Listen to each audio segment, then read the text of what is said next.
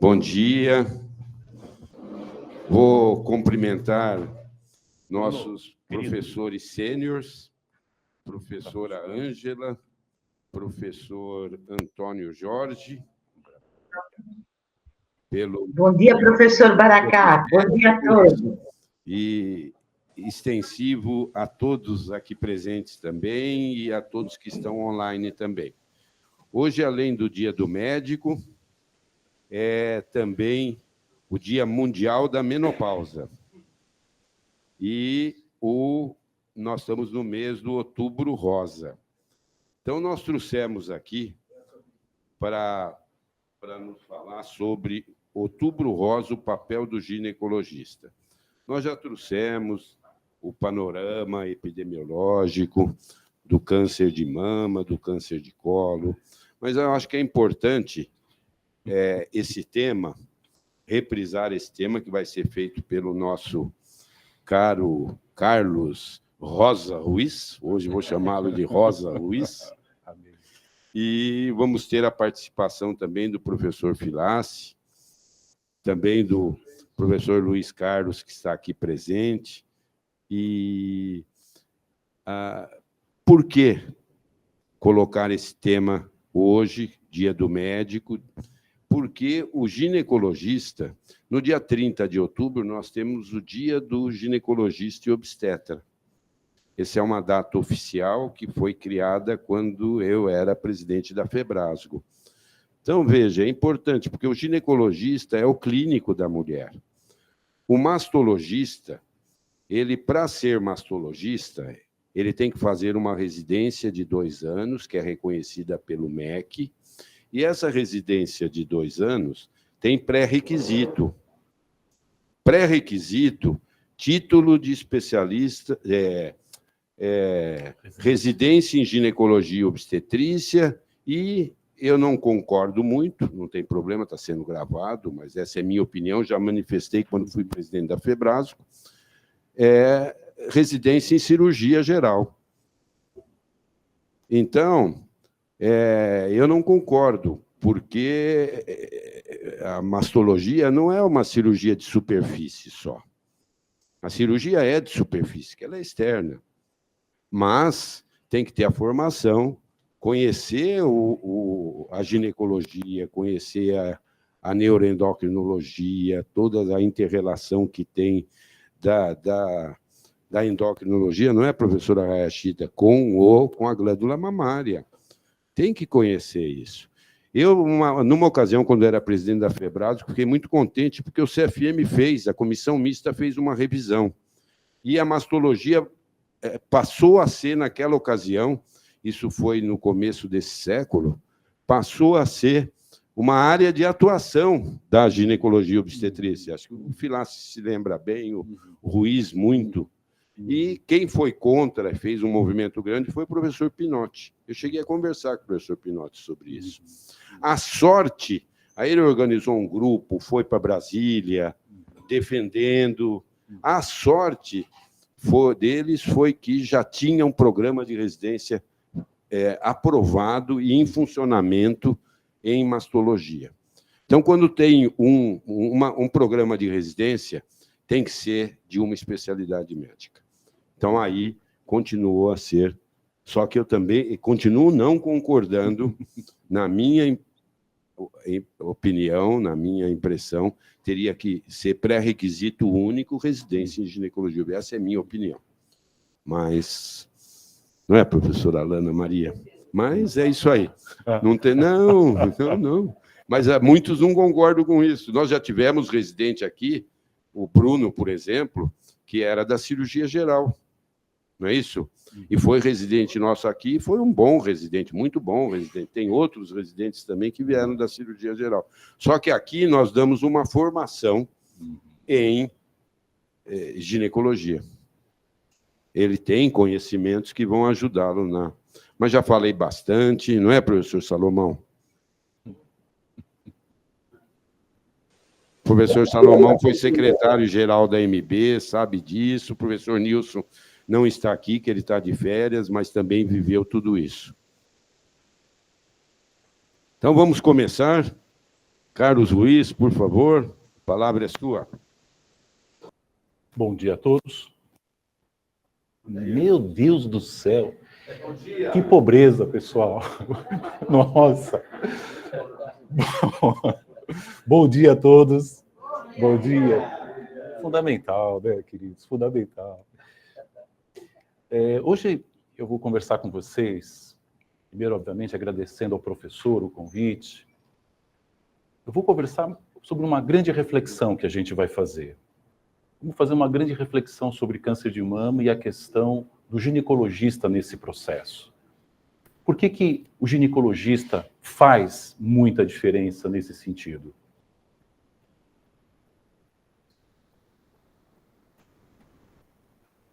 Não tenho conflito de interesse para essa apresentação.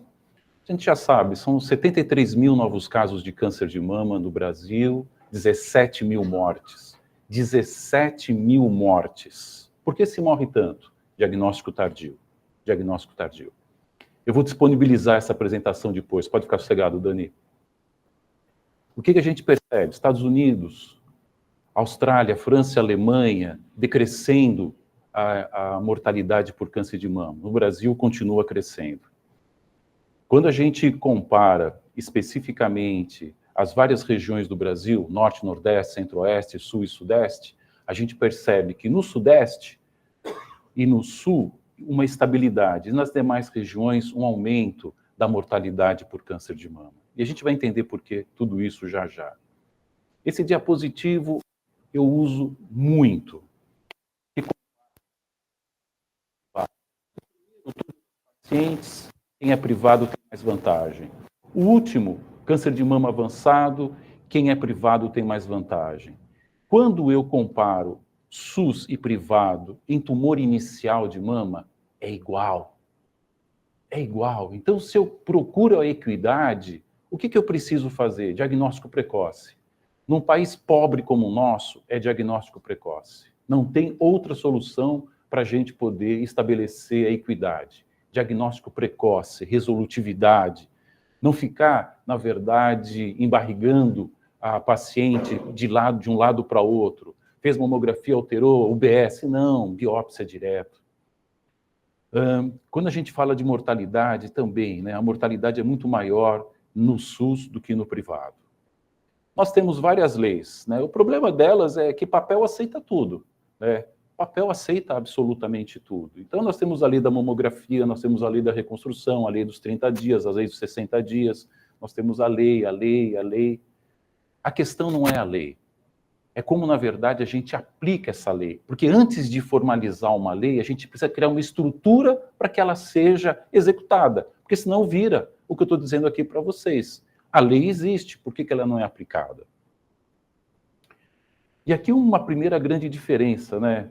As várias sociedades médicas, FEBRASGO, a SBM, o CBR, o Colégio Brasileiro de Radiologia, todos preconizam mamografia a partir dos 40 anos. E a gente só fala disso. Tive uma grata surpresa com o professor Edmund Baracá, hoje coordenador da área da saúde da mulher no Estado, que é uma briga nossa, trazer para 40 anos esse limite. Até porque, algumas semanas atrás, o professor Filassi, ontem uma promessa, hoje uma realidade, trouxe para nós a incidência e que nós temos de pacientes mais jovens com câncer de mama. A nossa casuística é totalmente distinta da casuística americana. Exatamente porque é a idade mais jovem.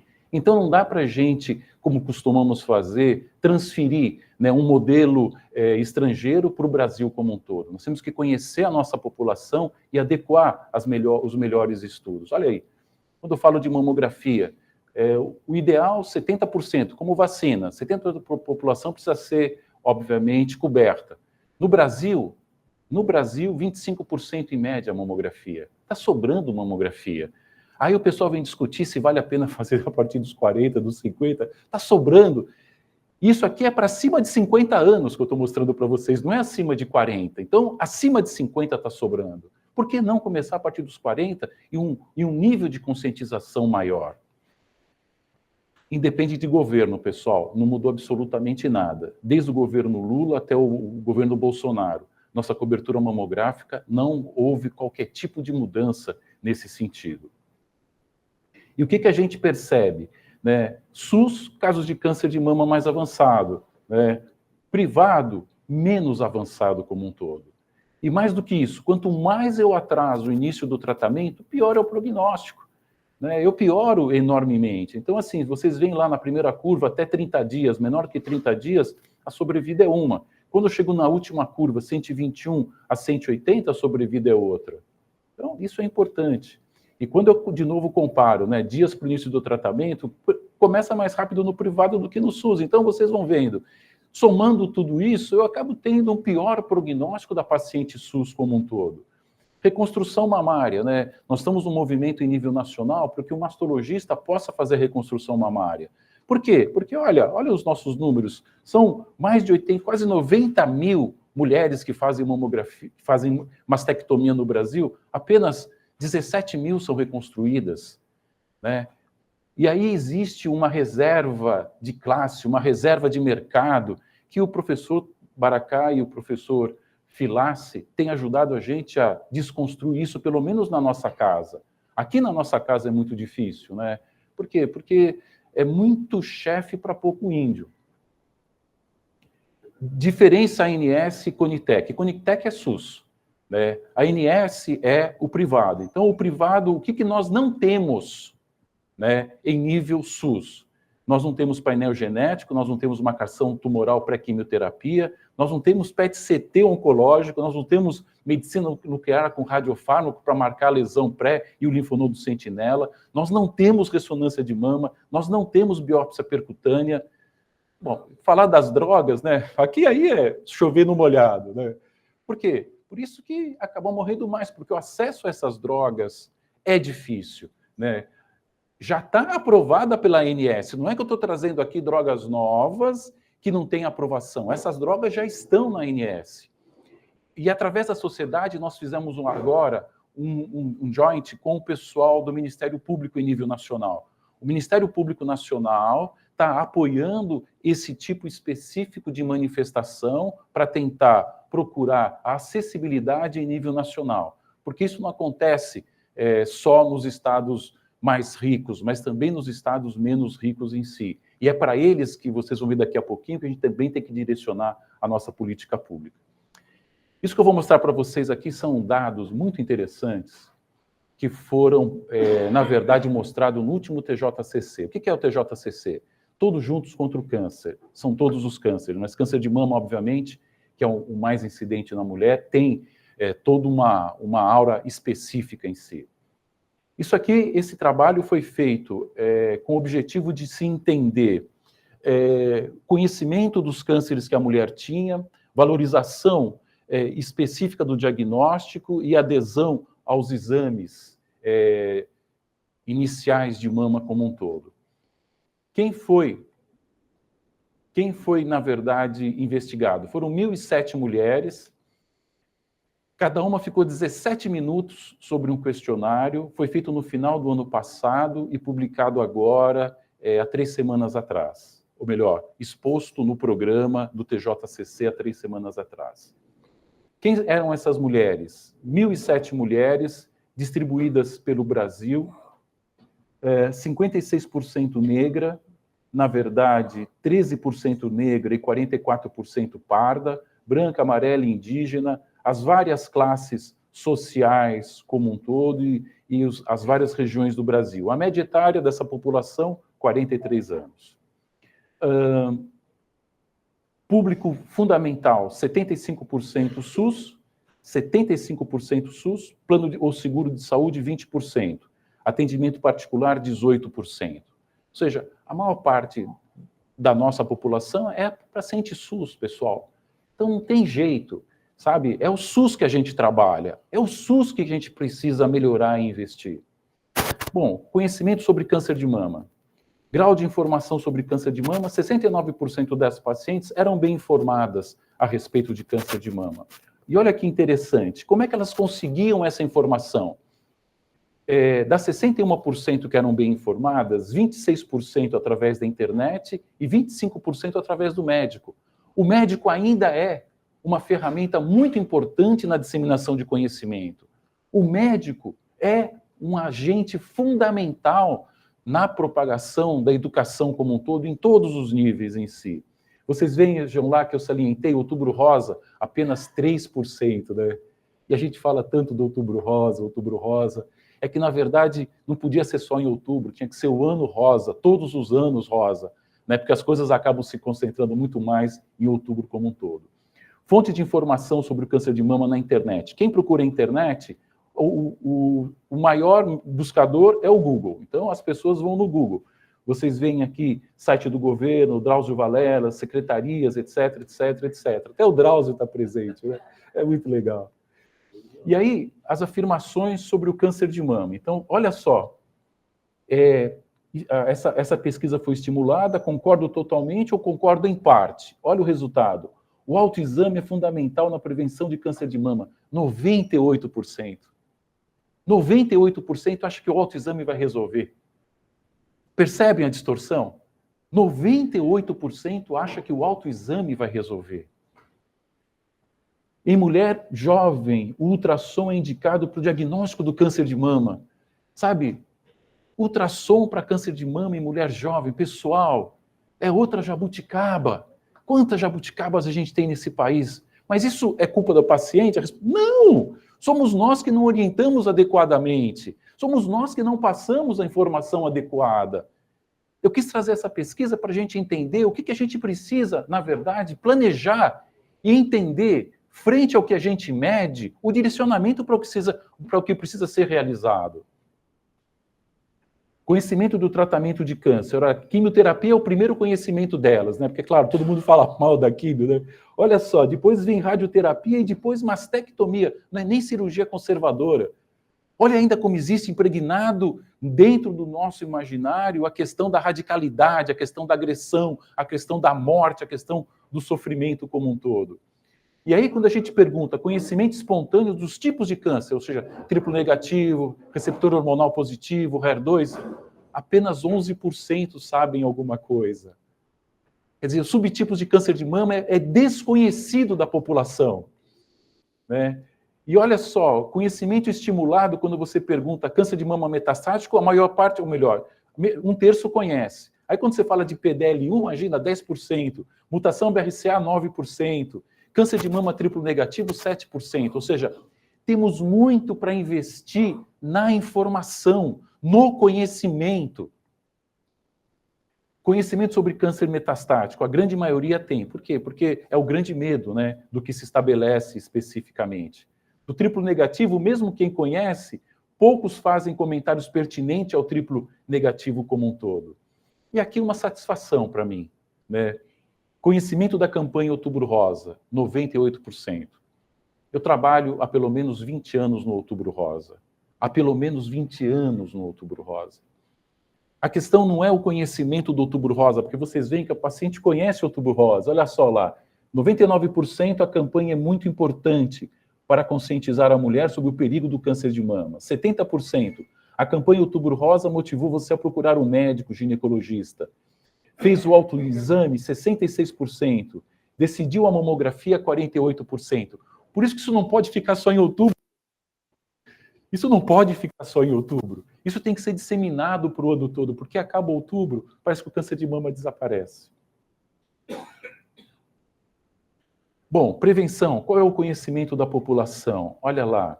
De um modo geral, como você classifica seu estado de saúde? 58% ótimo ou bom. Só que desses 58% ótimo ou bom, a maioria classe A e B e 80% com nível superior, né? O menor nível de saúde nas classes menos esclarecidas, porque se cuidam menos, né? E o cuidado é geral, o descuido também é geral. Última consulta com gineco, isso foi uma surpresa agradável para nós. Menos de um ano, 67%. Olha, oportunidade de ensino, oportunidade de informar. 67% dessas mulheres passaram no médico ginecologista, ao menos no último ano como um todo. O exame para prevenir o câncer de mama, olha só, 67% exame clínico feito pelo médico, 66% autoexame, 54% ultrassom de mama, pessoal, 52% mamografia e 9% ressonância. Você vê, a mamografia, que é o mais importante na detecção precoce, vem em 4º lugar. E olha que a gente só fala de mamografia anual a partir dos 40, mamografia anual a partir dos 40. Motivo para nunca ter feito, a maioria porque eram muito jovens, o médico não pediu, não sente nada na mama, não sente nada na mama 15%. Você vê como as pessoas correlacionam a sintomatologia com a realização do exame. Ainda estamos acostumados à medicina de tratar a doença e não de cuidar da saúde, né? A prevenção é muito importante. Motivo para ter feito, quem tinha indicação, viu a campanha Outubro Rosa 9%, uma parente ou amiga teve diagnóstico. Quando você tem algum parente ou amigo com diagnóstico, ela vai fazer o exame. E olha só o impacto disso. Depois que soube que algum parente ou amigo teve câncer de mama, 55% fez autoexame, 48% procurou mais informação, 34% foi ao médico, 27% fez mamografia, ou seja, quando a água chega perto da gente, a gente se preocupa em mudar o nosso tipo de comportamento, né? Como é que a gente cria um ambiente sem a água chegar perto de ninguém para que isso possa ser realizado como um todo? Esse, para quem quiser, está disponível no Datafolha, mas eu vou disponibilizar a apresentação para todos vocês. Muito bem. Educar e informar todos os envolvidos na trajetória do paciente, em especial os profissionais de saúde. Porque o que essa pesquisa mostra? Que a falha é de todos, percebe? Mas principalmente da questão da saúde, de não educar adequadamente. Isso aqui é desinformação. Então, o que está acontecendo? Que a gente não tem programas de educação adequados que possam disseminar. A gente fala para quem, já que a gente fala tanto? Sabe, será que fica aqui para a gente? O ginecologista tem um papel fundamental nessa multiplicação. Vocês são médicos do SUS, pessoal. Assumam isso. Vocês são médicos do SUS. E vocês vão fazer a diferença. Não é ninguém mais, não adianta esperar de ninguém. Não vai adiantar. Estou nessa batalha há 20 anos. Se não partir da gente, não vai partir de ninguém. Sabe? E aqui eu agradeço a sua, professor Baracá, pela oportunidade de a gente poder estar junto, tentando mudar tudo isso, né, professor? Com programas de educação continuada dentro da Secretaria de Saúde do Estado de São Paulo. Aqui o meu agradecimento ao professor, e aqui a nova divisão do câncer, né? Nós falávamos que era câncer de mama não palpável, palpável e agora visível. Por quê? Porque ela abre a blusa, você vê. Isso é 60% da população brasileira. 60%. Pessoal, o câncer para atingir 1 centímetro demora em média de 8 a 10 anos. A gente está vendo câncer. A gente começa a palpar a partir de 1,5, 2 centímetros.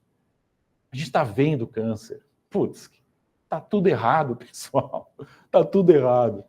E essas mulheres, essas 60% que têm um nódulo palpável já, ou têm um nódulo visível, já passaram em médicos 1, 2 ou 3 vezes para tentar esclarecer o que está acontecendo. Alguma coisa está errada. Estado de São Paulo são 20 mil casos de câncer de mama. Cidade de São Paulo, 6.600 casos de câncer de mama. Aqui são os 17 DIRs do Estado de São Paulo. O que a gente fez inicialmente com a orientação do professor? Nós trouxemos a sociedade médica junto para cada DIR, junto em cada DIR. Por quê? Porque às vezes o gestor, ele não faz, não é por mal, é que ele não tem informação para poder fazer. E a informação técnica é fundamental para fazer a diferença. Hoje, em cada DIR, junto com a articuladora de saúde, nós temos, em cada DIR tem uma articuladora de saúde, que traz para nós todos os indicadores. Junto com ela agora, tem um mastro gineco, porque é importante o mastro gineco, que cuida da saúde da mulher, que entende da mulher como um todo. Já fez diferença. Tem um colega nosso, Tozelo, que foi presidente nosso, Juliano, que está em Presidente Prudente. Nós tínhamos uma demanda lá em Presidente Prudente com a articuladora de saúde em função de que um médico da região se recusava a fazer ultrassom em BIRAD 0 com nódulo. Aí eu falei com a articuladora, falei com o Tozero, falei, conversa com ele, o que está acontecendo? Na verdade, por que ele não fazia? Porque não tinha pedido para fazer. Olha que absurdo. Isso tem que ser automático, né? Vê o BIRAD 0, você já esclarece, faz ultrassom, né? Em nódulo ainda. Não tinha pedido. Não tinha pedido. Muito bem. Tempo até o diagnóstico, né? Lembra? Piora o prognóstico, né? Quanto maior. Aqui o tempo de diagnóstico, em média, no Brasil, 40 a 50 dias. São Paulo, 26 dias, ou seja, da mamografia alterada para biópsia. Tempo até o tratamento, biópsia até o tratamento. O ideal, menos de 60 dias, que é a lei. Região Norte, 196 dias. Nordeste, 162. Centro-Oeste, 182. 3 vezes mais, né? Você lembra daquela curva que eu apresentei de sobrevida, né? Quanto mais tempo, acima de 160, maior a mortalidade, menor a sobrevida, e pior do que isso, a qualidade de vida. Vou precisar de mais droga, não tem droga para tratar, e a evolução é catastrófica, como a gente acaba assistindo muitas vezes, infelizmente, no serviço público de saúde.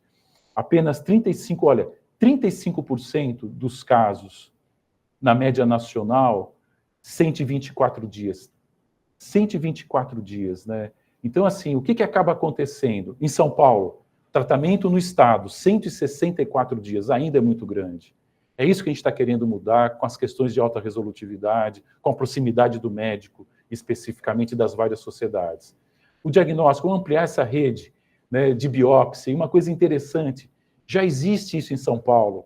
Olha só que interessante, desde 2021, se a paciente tem mamografia alterada ou tumor palpável, ela não precisa fazer outro exame, ela pode ir direto para a biópsia. Eu não sabia disso, e eu brigava por isso em si. Então já existe uma determinação que abrange todo o estado de São Paulo. Eu não preciso, se eu palpei alguma coisa, pedir uma mamografia necessariamente. Eu posso até pedir, mas junto à biópsia, porque já está autorizado como um todo. E a sociedade junta, né? A sociedade médica junta. Aqui a SBM, mas a SOGESP também está se aproximando através do professor Baracá, especificamente. Então, qual que é o nosso papel específico em si? Integrar comunidade, terceiro setor, sociedades médicas. Esse é o grande papel. Na busca de beneficiar nosso principal objetivo, que é a mulher. Ela é o nosso objetivo. Envolver todos os partícipes. Aqui eu dou o exemplo de Rio Claro. Rio Claro, cidade do estado de São Paulo, com 200 mil habitantes. Não tem fila de espera para mamografia, não tem fila de espera para biópsia, e as pacientes são tratadas em média em 53 dias.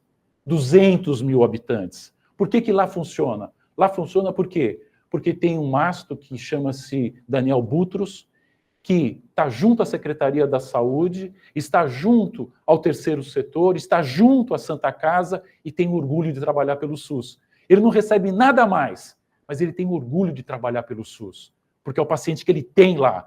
É a nossa maioria dos pacientes. E a gente acaba, muitas vezes, subvalorizando. Sabe? É uma distorção. Né? Porque todos nós aqui aprendemos com o paciente SUS. Todos nós aqui aprendemos com o paciente SUS. Ele tem que ser valorizado, porque ele é responsável por a formação de todos nós, sem exceção. O papel do ginecologista. É o médico da mulher, em todos os sentidos. É o principal papel. É dele o principal papel. Porque ele educa, ele orienta, desmistifica, avalia a queixa mamária clinicamente. Pessoal, recebi semana passada no nosso ambulatório da GD uma paciente encaminhada por um colega gineco que não palpou a mama dela. Né? O pessoal não palpa a mama. Nem no pré-natal palpa a mama. Só mede a barriga, altura uterina. Alguma coisa está errada, não foi assim que a gente aprendeu. O problema, tem um tempo pequeno para atender o paciente, então você acaba muitas vezes, né, para encurtar esse tempo, não palpando, não fazendo o que a gente aprendeu a fazer melhor, que é a relação médico-paciente. Hipócrates, na Grécia Antiga, ele falava, eu não quero conhecer a doença, eu quero conhecer o paciente. Porque cada um de nós, a mesma doença pode se manifestar de forma distinta, e se você não penetra no âmago do paciente, você é um técnico talvez muito bom, mas é só isso. Hoje, dia do médico, São Lucas, o padroeiro do médico, o único evangelista que não conheceu em vida Jesus, mas escreveu sobre a vida dele. Amém. Então, estimular o rastreamento mastologista, estimular o autocuidado, o autoconhecimento, a autodescoberta, o relaxamento, a atividade física, a autoestima, porque tudo isso faz diferença. Se alimentar adequadamente, sabe, eliminar os fatores de riscos mais importantes, que são inerentes muitas vezes, porque são genéticos, entendendo a mulher como um todo, isso faz diferença. Um sono bom, né, melhorar os hábitos de vida, o exercício físico, largar o cigarro, uma boa alimentação, evitar os doces, ingerir mais alimentos ricos em fibras, isso é para todo mundo, pessoal. O médico é o que menos se cuida. O médico é o que menos se cuida. Cuida muito, mas não se cuida tanto. O que todos precisamos fazer? O que todos nós precisamos fazer? se alimentar adequadamente, fazer exercício físico. A sarcopenia, depois dos 50 anos, é um problema muito grande, sabe? É um problema muito grande. E acomete muitos. Professor Marco, desculpa, Marcão, você estava conversando com o Sérgio, era sobre isso? Alimentação e exercício físico fundamental. Dalai Lama falava, a felicidade não é algo que vem pronto, a gente espera que venha pronto. É um resultado de suas ações, a gente espera uma grande explosão de felicidade. Todos nós aqui somos felizes todos os dias e não se apercebemos muitas vezes, porque a gente espera algo muito mais intenso, né? Vamos falar menos e fazer mais, vamos odiar menos e amar mais, vamos julgar menos e aceitar mais, vamos emburrar menos e sorrir mais, né, pessoal? Porque a gente adora julgar, né? Tenho certeza que muitos aqui já estão julgando, sabe? Tenho certeza absoluta que muitos estão julgando, porque faz parte, a gente nasceu para julgar, né? Que péssimos juízes nós somos, que péssimos juízes. Tem um amigo, Clóvis Barros, um filósofo, ele estava no meio do fundamental, indo para o colegial, porque na nossa época era primário, ginásio e colegial, né? Ele estava terminando o ginásio, entrando no colegial, ele estava achando a escola uma nhaca, não queria saber da escola, até que um dia a professora, no começo do primeiro ano colegial, sorteou vários temas que o pessoal ia apresentar no auditório da escola, o lugar mais nobre da escola. Ele olhou e falou, putz, para ele caiu o petróleo, ele não gostava. Mas ele começou a estudar, bom, aí ele chegou o dia dele dar aula no auditório da escola. Ele chegou e viu essa plateia linda e maravilhosa. Ele falou, caraca, é isso que eu quero fazer. E começou a falar do petróleo. Aí ele gostou tanto, porque o assunto terminou tão bem, que ele continuou falando, aí começou a inventar, né? Ele falava da Arábia, ele falava até do petróleo, do pré-sal do Brasil, veja só, né? Ele falava. Por quê? Porque ele chegou à seguinte conclusão. Tudo que a gente faz e não quer que acabe é porque a gente está feliz. Eu estou muito feliz de estar aqui com vocês hoje. Muito obrigado.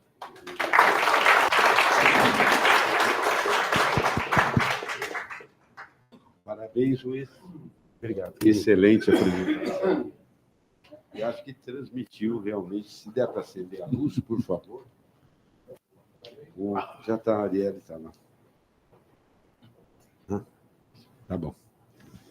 Então, parabéns mais uma vez, excelente. E acho que era esse o recado que nós gostaríamos que fosse transmitido, que nós temos estudantes, temos residentes, e acho que, e para nós, ginecologistas em geral, que aqui trabalhamos também.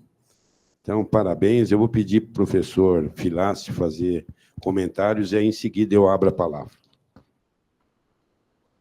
Parabéns, Luiz, excelente.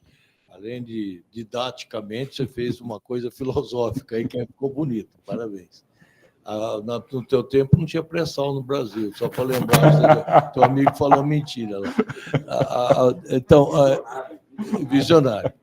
Eu acho que o importante de tudo isso realmente ficou muito bom.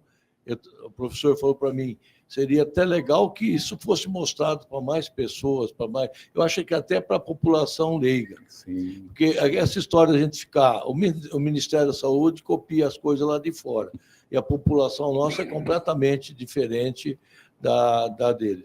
Você mostrou, eu não lembro direito, mas a idade média daquela pesquisa da. 43 anos. Então, as pessoas de 43 anos são mais. Em média, 43 Sim. anos, elas têm mais noção do que é uma prevenção, um rastreamento de câncer de mama. Por isso, eu acho que se nós temos 40% da população com menos de 50 anos que tem câncer de mama, se nós trouxermos para 40 anos como esse proposto, aí sim, talvez aquela curva de mortalidade passe a fazer isso. Né? Porque as pessoas de 40 a 50 anos ou menos são mais informadas do que a pessoa com mais de 50 anos. E essas que não fazem mamografia, eu acho que por falta de informação. E também quando fica com o diagnóstico fechado, não tem muito aonde ir. Você falou do SUS nem indo, né? Nem indo. Você falou do SUS o tempo todo. Agora, pera um pouquinho. o ICESP é SUS, mas é completamente exceção disso daí. Lá não tem 60 dias, lá não tem falta de reconstrução, não. Lá, o atendimento do ICESP é a mesma coisa que a gente faz no Sírio, no Einstein, no Oswaldo Cruz. É o mesmo atendimento, né?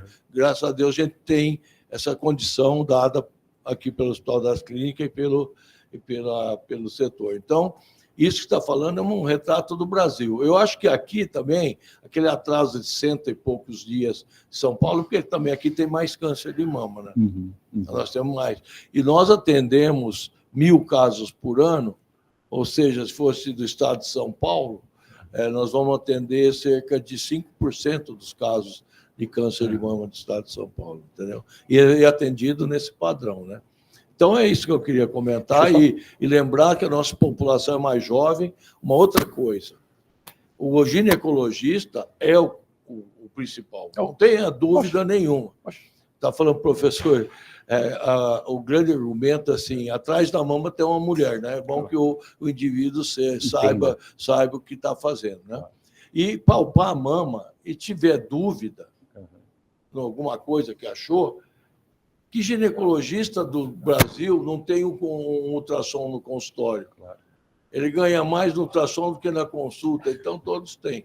Então, eu acho que o ultrassom entra nisso. Se você tiver dúvida, você faz, não como rastreamento normal. Fila, obrigado aí pela observação. Eu queria só fazer um adendo importante, Fila. Luiz Carlos, quer falar? Não? Posso só complementar, professor? Pode. Desculpa. Quando o professor entrou na secretaria, a gente tem a Marisa e a Suzete, que ajudam muito. O que ocorre? Todo mundo quer pôr a mão na mama. E aí o que acontece? Tudo fica muito pulverizado, porque todo mundo quer reinventar a roda. Então, muito do que eu apresentei aqui, que gera a nossa busca, nem sabia que existia, porque alguém já estava desenvolvendo em algum lugar. Tem um grupo da oncologia, né, professor? O grupo da oncologia já andou em várias questões, mas não comunicam. Então, os setores vivem reinventando as próprias questões, que já foram, falta comunicação. Um trabalho super legal que o professor está fazendo é unir tudo isso, num grupo único, para a gente entender o que acontece. Mas olha só que interessante, Fila. O Hospital Pérola Byton, o mês passado, deixou de aproveitar, ele tinha 100 vagas a mais para operar câncer de mama. 100 vagas a mais. Não foi preenchido. Sabe? Então, assim, existem essas distonias. Então, a gente fala uma coisa, mas tem que entender o que acontece. O legal é que hoje a gente deixou de ser pedra para ser vidraça, para trabalhar junto e tentar entender o que está acontecendo. Porque se a gente fala de retardo de tratamento e a gente tem 100 vagas num hospital, né, de primeira linha, que podia estar resolvendo e não foi aproveitada, porque é a burocracia, sabe? São as redes que na verdade, administram essa paciente, né? Então, isso acaba... E a gente estamos conhecendo, né? Para poder tentar mudar. Professor, desculpa. Gustavo Maciel. Parabéns, Ruiz. Parabéns, Ruiz. Sensacional. Eu tenho uma preocupação, na verdade, uma pergunta para você, porque a gente sabe que, com toda a dificuldade de implantação desses programas no SUS, o nosso SUS ele ainda a epidemia provou isso, né? Quer dizer, a gente fala tão mal, reclama sempre, etc. e tal, mas no final das contas, a gente percebeu que é um sistema, de fato, que ele é fundamental, né? Mas uma das coisas que eu percebi é que, assim, a idade das pacientes está ficando cada vez mais... Está sendo diagnosticado cada vez um número maior em pacientes jovens, né? E a gente tem uma preocupação com relação à questão da preservação de fertilidade nessa paciente, né? Você mostrou aí dos 30 dias, 60 dias, e que, do ponto de vista reprodutivo, por exemplo, para fazer uma preservação de fertilidade, é um tempo que a gente precisa de uns 15 dias aí para fazer isso. Queria só que você comentasse a respeito dessa possibilidade de implantação de alguma coisa nesse sentido, porque eu acho que a gente ainda está muito atrasado, né? Tanto no privado quanto no público, essa possibilidade de oferecer isso para os pacientes ainda tá muito ruim, né? Não, Gustavo, obrigado pela pergunta. Gustavo, é assim, existe uma falha de formação. Hoje, nos Estados Unidos, uma paciente com câncer de mama jovem, se ela não for informada a respeito da possibilidade, não é que ela vai fazer, mas da possibilidade de preservação, esse colega pode ser processado. Então, assim, nós temos obrigação de, no mínimo, dizer que existe a possibilidade da preservação. Isso é obrigação da gente.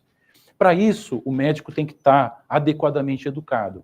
Porque você pode perceber, tudo converge para a mesma questão. Educação, informação, educação, informação, educação, informação. Sabe, se ela passa na clínica de qualquer colega mastro aqui presente hoje, vai se discutir isso com ela.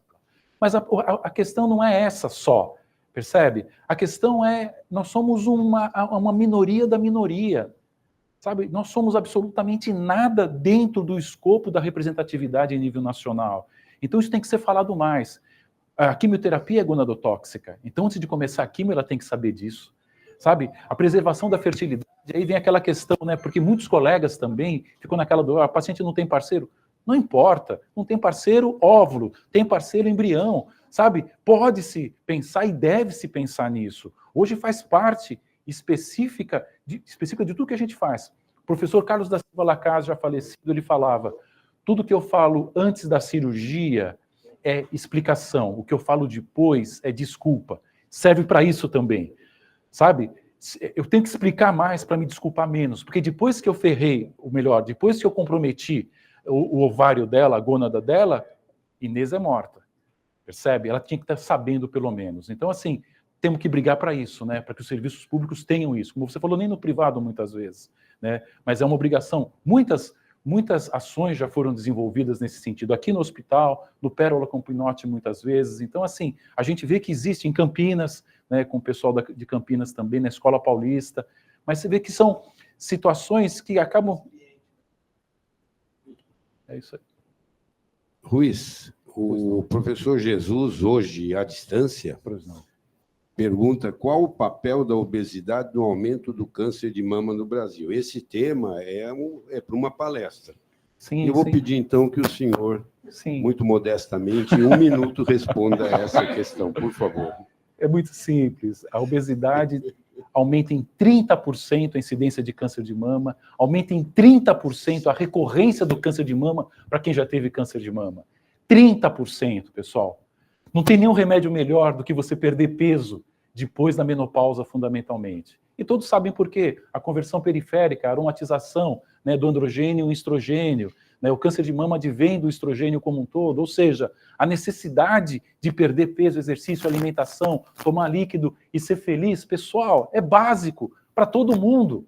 Para a mulher com câncer de mama, vai melhorar 30% menos incidência recidiva. E para quem não tem câncer, 30% menos de câncer. Não tem nada mais efetivo.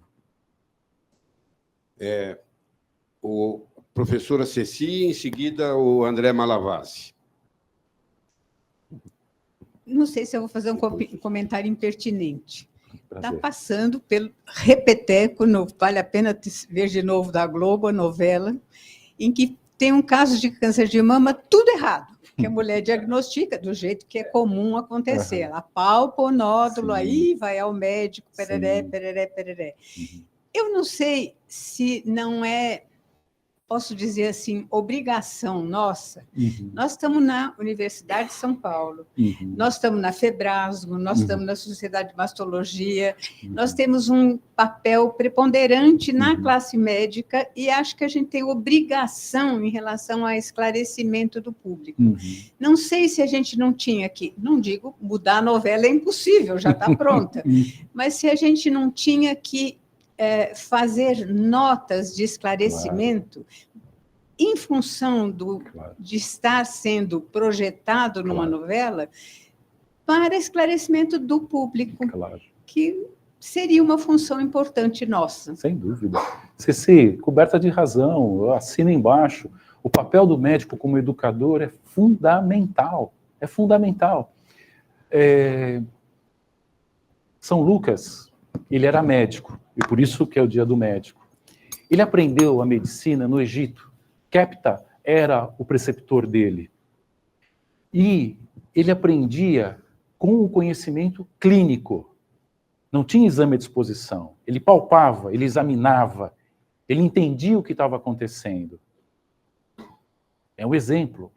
Hoje substituímos o exame clínico dos pacientes por um monte de exame. E pior, o paciente te classifica como médico bom ou ruim de acordo com o número de exame que você pede. Ela não entende que você talvez esteja pedindo menos exame porque tem mais experiência. Né? Mas não, olha, doutor, o senhor não sabe, fui naquele médico, olha quanto exame de sangue ele me pediu. Eu achei que eu fosse ficar anêmica, mas sorrindo. Aí você vê uma novela como essa, né, que tem um alcance, por isso que a gente vê esses resultados na população. Você percebe a repercussão dessa informação na população? O autoexame é importante, por quê? Porque foi assim que essa atriz fez o diagnóstico, né? Como se o autoexame... E não falam da mamografia como diagnóstico precoce em si, né? Eu acho que assim, a gente não pode reescrever o passado, mas a gente pode escrever uma nova história. E a intenção, dentro hoje da Secretaria, é educação. Educação e informação. E esse papel da gente enquanto sociedade, que permeia tanta sociedade e tanta gente, é esse, Ceci, concordo plenamente. Ceci. Uhum. Sim.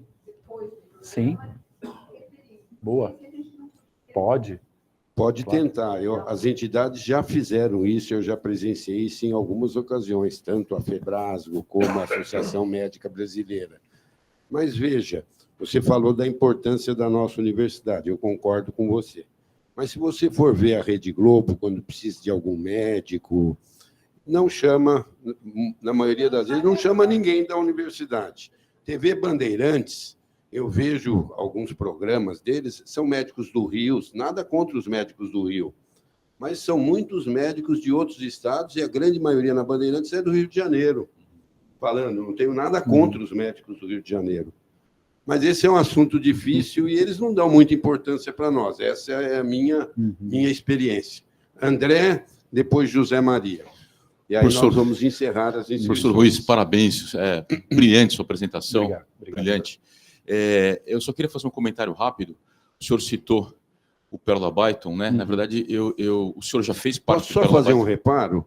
O Hospital Pérola Byton não existe. Isso que eu ia falar mais. para o senhor. Agora, Isso que eu ia por falar. favor, isso. E Hospital foi da Mulher. eu sei que foi um ato falho, Claro. porque você fez parte já da equipe do Pérola Byton, fez uma passagem brilhante lá também. A família da dona Pérola Byton, quando percebeu como é que seria a nova estrutura, não permitiu que o nome fosse para esse novo hospital. Nós custávamos 120 milhões na época, por ano, na época que eu era vice-diretor, nenhuma paciente ficava sem ser atendida. Nós atendíamos 100% das vagas e as que ainda nos procuravam fora as vagas. Então, professor Ruiz, eu sei que nenhum de nós aqui, se estivesse num cargo de gestão lá, compactuaria com isso, e eu, graças a Deus, o professor Baracá, quando houve essa mudança, permitiu que eu voltasse para cá. Então, só para dizer que é lamentável o que acontece, ficamos muito tristes, mas essa é a lógica de algumas OS, e isso é um problema que nós temos que enfrentar. Só para deixar isso claro. Obrigado. Só para Obrigado, André. complementar, André, Obrigado. O atual Hospital da Mulher, nós temos aqui no ICESP uma OS, que é a Fundação Faculdade de Medicina. O antigo Pérola Byton, o atual Hospital da Mulher, tem duas OS. Uma OS que administra o prédio que foi construído, e a outra OS que administra uma outra parte. Então, com uma já é difícil, com duas, então, olha... E só para lembrar a todos aqui, o ICESP é um instituto do Sistema Acadêmico de Saúde, Hospital das Clínicas. E que o pessoal, às vezes, não coloca. Eu sou chefe do setor de mastologia ou de ginecologia oncológica do ICESP. É do ICESP, só que quem está no ICESP, conversei já isso com o Filasse, com o Jesus, é a divisão de ginecologia. Então, isso é importante a gente ter essa porque é a divisão de ginecologia. Aqui no Instituto Central, aqui o HC, que a gente fala HC, é Instituto Central. E nós temos outras ações em outros institutos também.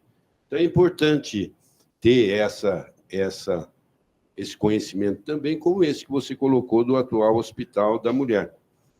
Acho que isso é importante que a gente tenha esse conhecimento. Professor José Maria.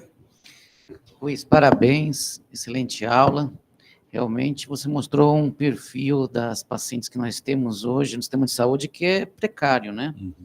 Eu acho que não é só a educação, também o acesso que é difícil para elas, né? Elas saem de manhã, pegam ônibus, chega à tarde, não tem, e às vezes até a falta de conhecimento. Mas o que me chamou a atenção, que até o Gustavo citou, são as mulheres mais jovens, a nossa incidência em relação aos países desenvolvidos, principalmente com a Inglaterra, que é menor. O que está acontecendo? Será que essa questão do uso de contraceptivos pode influenciar? O retardo da gravidez? Ou hoje, os pacientes não querem ter mais filhos, né? E você falou muito bem da obesidade. Mas teria mais alguma coisa? A gente teria algum plano para isso? Para poder chegar nessa população, principalmente do SUS? Obrigado, Zé Maria, pela sua pergunta. Pegando um pouco do que o professor André falou, do que o professor Baracá falou e do que você falou, eu fui a primeira turma do Pérola Byton. A gente formou o hospital. Tenho muito orgulho disso. O professor Pinotti pegou na minha mão e me levou para lá. Jorginho, que está balançando a cabeça, né? Eu fazia urogineco um tempo. O Jorginho me ensinava urogineco, a Cida Paceta era a responsável. E a gente formou um hospital que a ideia era atendimento 24 horas. Eu não preciso de mais hospitais. Eu não preciso de mais hospitais. Aproveitar melhor o que tem. E a gente aproveitava, quando a paciente vinha, para fazer tudo.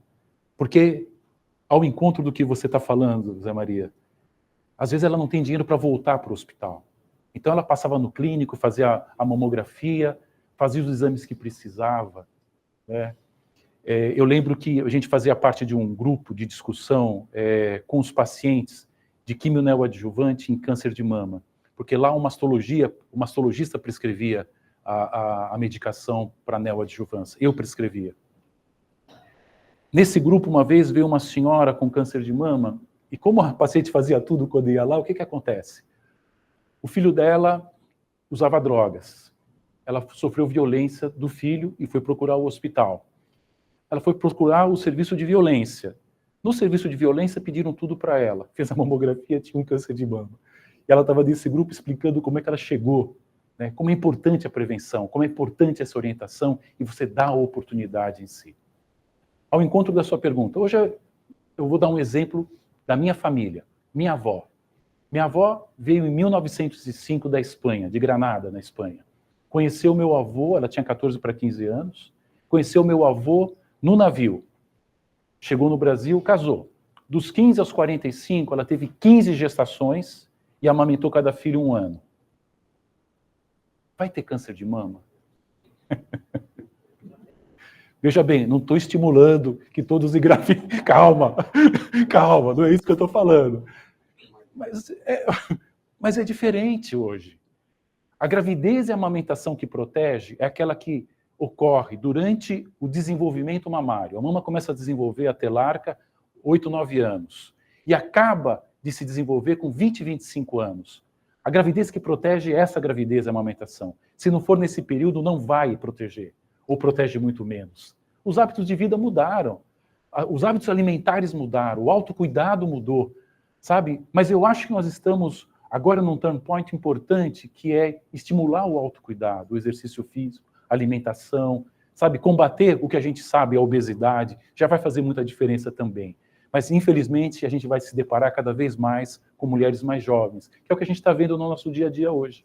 Por isso que não tem cabimento, né, começar um rastreamento aos 50, né? Não tem cabimento na nossa realidade. Professora Ângela, e aí as inscrições já estão encerradas. Por favor, professora Ângela, a palavra é sua. Muito obrigada, professor Baracá. Eu queria dar meus parabéns com essa excelente aula do Carlinhos. e dizer que o final, então, foi, assim, genial, porque a gente não quer que acabe as reuniões, e não quer que acabe porque a gente se sente muito feliz em assisti-las. Agora, e uma coisa que eu acho que para a mulher é muito importante para ela se prevenir, se pusesse assim, por exemplo, aquelas que foram operadas, que tiveram câncer de mama, foram operadas no estágio inicial, tantas já passaram tantos anos de sobrevida e, portanto, elas estão curadas. Aquelas que deixaram os nódulos ou deixaram outras coisas e foi mais tarde, tantas têm sobrevida e tantas faleceram. Isto vai chamar muito mais a atenção das mulheres quando se dá esses dados para elas. Quando elas sabem que se elas operaram, não tinham nos estádios iniciais, elas já estão com 5 anos de sobrevida, vai ter muito mais, elas vão se preocupar muito mais do que quando elas veem que quem deixou tanto tempo tem sobrevida de tanto e tantas faleceram, eu acho que vai chamar muito mais a atenção da população. É uma opinião minha. Então, mas eu quero dar meus parabéns, viu? Excelente apresentação. Obrigada, professor Baracá, por tudo isso. Obrigado, professora Ângela. Muito obrigado. Professora Ângela, minha professora do coração, leu minha tese de doutorado tantas vezes. Quantas vezes fui à casa da senhora para a gente rever, ver de novo. Nossa, professora, muita saudade. O que a senhora fala é fundamental. O que eu tenho que mostrar é o lado bom da força, né? O lado que a gente sabe que a curabilidade aumenta. Diagnóstico precoce faz toda a diferença. Então, eu vou colocar isso na minha próxima apresentação. A curabilidade que chega a 90% nos estádios iniciais, comparado com uma mortalidade maior quando é localmente avançado. Muito obrigado pela sugestão. Já aceita, querida. Obrigado. Bem, então vamos encerrar nossa reunião. Gostaria de agradecer mais uma vez o Ruiz e desejar a todas e a todos um feliz Dia dos Médicos. Amém. Eu acho que Dia do Médico é todo dia. Amém. Porque nós trabalhamos diuturnamente com o nosso objetivo. Amém. Então, muito obrigado e um bom resto de semana para todos. Hoje vai ter uma live da Sogia, às 20 horas, e no final de semana, mais um curso Messina, Isabel, José Maria de Sangramento Uterino Anormal. Quem tiver interesse, à disposição. Muito obrigado.